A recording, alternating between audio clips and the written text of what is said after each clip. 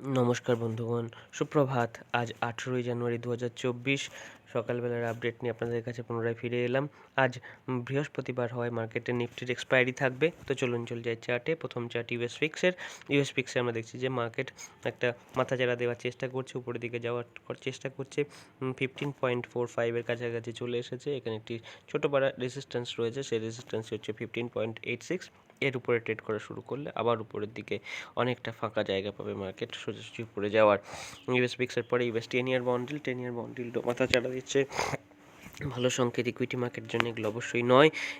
US 10 ইয়ার bond ইল্ডও কিন্তু মার্কেটকে প্রেসারে ফেলতে পারে। এরপরে ইউএস অয়েল, ক্রুড অয়েলের চার্টেও আমরা দেখছি যে মোমেন্টাম সেই অর্থে না থাকলেও আস্তে আস্তে যে লোগুলো ক্রিয়েট হচ্ছে সেগুলো হাইয়ার লো, সুতরাং মার্কেটের স্ট্রেংথ আসছে। এই তিনটি ইন্ডেক্সই কিন্তু ইকুইটি মার্কেটের জন্য খুব ইম্পর্ট্যান্ট, ভাইটাল এবং এদের নিচে থাকা খুব গুরুত্বপূর্ণ। ইউএস 100 ন্যাসড্যাকের চার্ট সাপোর্ট পর্যন্ত গতকাল লো ক্রিয়েট করেছিল। তো আপাতত মার্কেট কন্ডিশন একটু উইক, তবে সাপোর্ট থেকে কিন্তু বাইংও এসেছে, সুতরাং খুব যে উইক সেটাও নয়। মার্কেট আপাতত বুলস আর বেয়ার্স দুজনারই খুব হাড্ডাহাড্ডি লড়াইয়ের মধ্যিখানে রয়েছে। ইউএস 100-এর পরে ডাউ জোন্স ইন্ডাস্ট্রিয়ালেও আমরা সেলিং দেখছি। সেলিং চললেও আপাতত মার্কেট যে মেজর লেভেল রয়েছে 37,000-এর কাছাকাছি, তার উপরে ট্রেড করছে, সুতরাং এখনও মার্কেটকে আমরা উইক মানছি না। কিন্তু মার্কেটে স্ট্রেংথ কমে যাচ্ছে। উইক না হলেও উইকনেস কিন্তু ফার্দার উইকনেস এলে সেক্ষেত্রে কিন্তু মার্কেট বেয়ারিশ হয়ে যাবে। S&P 500-এও আমরা দেখছি যে মার্কেট কিন্তু 47-এর কাছাকাছি এসেছিল এবং সেখান থেকে বাইং দেখিয়েছে, কিন্তু মার্কেট কন্ডিশন উইক হচ্ছে। ওভারঅল মার্কেট সিনারিও স্ট্রং রয়েছে, কিন্তু শর্ট টার্মে কিন্তু মার্কেট উইকনেস দেখাচ্ছে। $4700 উপরে যতক্ষণ ট্রেড করছে ততক্ষণ আমরা বুলিশ সাইডেই থাকতে পারি, তারপরে বেয়ারিশ মার্কেট কন্ডিশন হয়ে যাবে তার নিচে এলে। এরপরে চলে যাব এফটিএসি ইউকের মার্কেটে কিন্তু সিভিয়ার সেলিং দেখা যাচ্ছে। ইউকের মার্কেটে সেলিং যখন আসে কিন্তু তখন সিভিয়ার সেলিংই আসে। কয়েকদিনের মধ্যে 1-1.5 সপ্তাহের মধ্যেই 7262-র লেভেল দেখিয়ে দেয়।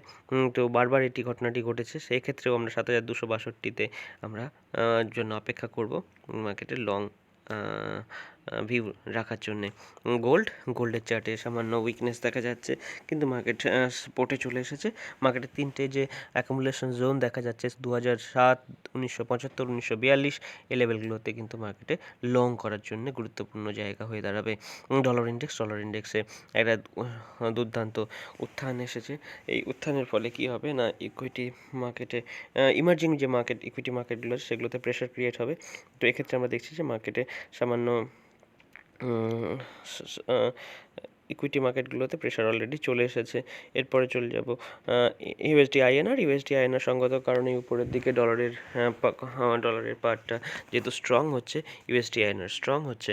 এরপরে ইউরো ইউএসডিতে মার্কেট কিন্তু রেসিস্ট করেছে। ইউরো কিন্তু ডলারের এগেনস্টে ভালো পারফর্ম করছে, যদিও ডলার ইন্ডেক্স আপ, সুতরাং ইউরো কিন্তু অত্যন্ত স্ট্রং আনালে ইউরো ইউএসডি আরও নিচে চলে আসার কথা ছিল। যেহেতু ডলার ইন্ডেক্সে উত্থান দেখতে পাচ্ছি, ইউরো ইউএসডিতে উত্থান, এটা খুবই ডাইকটমি, একটা বড় ডাইকটমি, একটা দ্বৈত, একটা দ্বন্দ্বের ব্যাপার, এটা হয় না মূলত। এরপরে ইথেরিয়ামের চার্টে আমরা উইকনেস দেখতে পাচ্ছি সামান্য। মার্কেট আরেকটু উইক হলে $2400 কাছাকাছি ইথেরিয়ামে কিন্তু একটি লং করার সিচুয়েশন তৈরি হবে। বিটকয়েনেও আমরা দেখতে পাচ্ছি যে কিছুটা উইকনেস দেখা যাচ্ছে, যদিও মার্কেট সাপোর্টের খুব কাছাকাছি ট্রেড করছে। $44,000 কাছাকাছি মার্কেটে কিন্তু লং সিচুয়েশন ক্রিয়েট হবে। বল্টিক ড্রাই ইন্ডেক্স আমরা দেখছি মার্কেট লাগাতার নিচে আসছে, ক্রমাগত নিচে আসছে। 1096-এর কাছে মার্কেট সাপোর্ট পাবে। এরপরে ইন্ডিয়া ভিক্স গতকাল একটা দুর্দান্ত স্ট্রং ক্যান্ডেল ক্রিয়েট করেছে। ভিক্স বাড়ার ফলে ইন্ডিয়ান মার্কেটে যে উইকনেস দেখা গেছে কাল, তার রিফ্লেকশন ভিক্সে ওইখান থেকে দেখতে পাচ্ছি আমরা। ইন্ডিয়ার 10 ইয়ার বন্ডেল উপরের দিকে যাওয়ার চেষ্টা করছে, ইকুইটি মার্কেটের জন্য ভালো নয়। নিফটির চার্টে দেখুন, নিফটির চার্টে এমন একটি ক্যান্ডেল ক্রিয়েট হয়েছে, ফলিং স্টারের মতন ক্যান্ডেল ক্রিয়েট হয়েছে। তো এই ক্যান্ডেলটি কিন্তু আরেকটু উইকনেস মার্কেটে দেখাতে পারে। 21,500-র কাছাকাছি মার্কেটের গুরুত্বপূর্ণ সাপোর্ট রয়েছে, তার উপরে যতক্ষণ থাকবে মার্কেটে কিন্তু বাই অন ডিপস এই স্ট্র্যাটেজি গুরুত্বপূর্ণ স্ট্র্যাটেজি হবে। ব্যাঙ্ক নিফটির ক্ষেত্রে ব্যাঙ্ক নিফটি কিন্তু গতকাল একটি দুর্দান্ত বিশাল অতিকায় বেয়ারিশ ক্যান্ডেল ক্রিয়েট করেছে, মার্কেট অত্যন্ত সিচুয়েশন উইক হয়ে পড়েছে।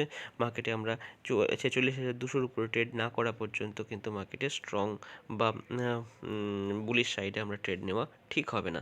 ব্যাঙ্ক নিফটির পরে ফিন নিফটিতে আমরা দেখছি যে একটি মারাবুজু ক্যান্ডেল ক্রিয়েট হয়েছে, কোনো উইক নেই, গোটাটাই যেন একটা বডি ক্যান্ডেলের, এবং ক্যান্ডেলটি একদিনেই মার্কেটকে অনেকটা নামিয়ে নিয়ে এসছে। প্রায় গত 2 মাসের যে গেইন সেটা যে ডিসেম্বর 4 অর্থাৎ 1.5 মাসের গেইনকে একদিনেই মার্কেট অ্যাবজর্ব করে নিয়েছে।